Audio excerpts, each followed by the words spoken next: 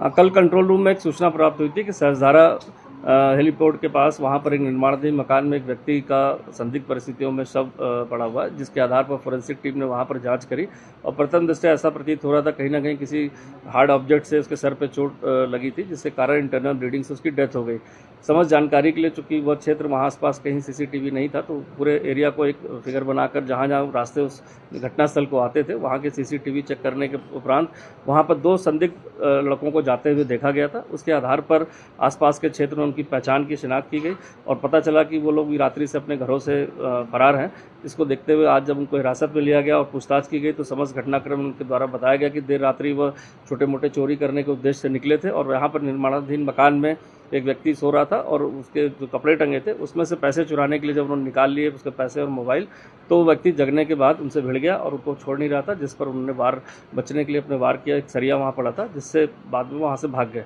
जिस सरिये से उन्होंने किया था वो भी सरिया हमने जो घटना में प्रयुक्त होता वो भी झाड़ियों से उनकी निशानदेही पर बरामद कर लिया। इसमें 2 लड़के जो प्रकाश में पवन और प्रवीण, ये दोनों काट बंगला क्षेत्र के पास के रहने वाले ही हैं, उस इलाके से भली भांति परिचित हैं और देर रात्रि में चोरी की नीयत से ही गए थे जहां पर ये एक बुरा घटनाक्रम हुआ है। इनके आपराधिक इतिहास के संबंध में भी जानकारी की जा रही है, लेकिन अभी तक ऐसा कोई इनका पूर्व आपराधिक इतिहास ज्ञात नहीं हुआ है।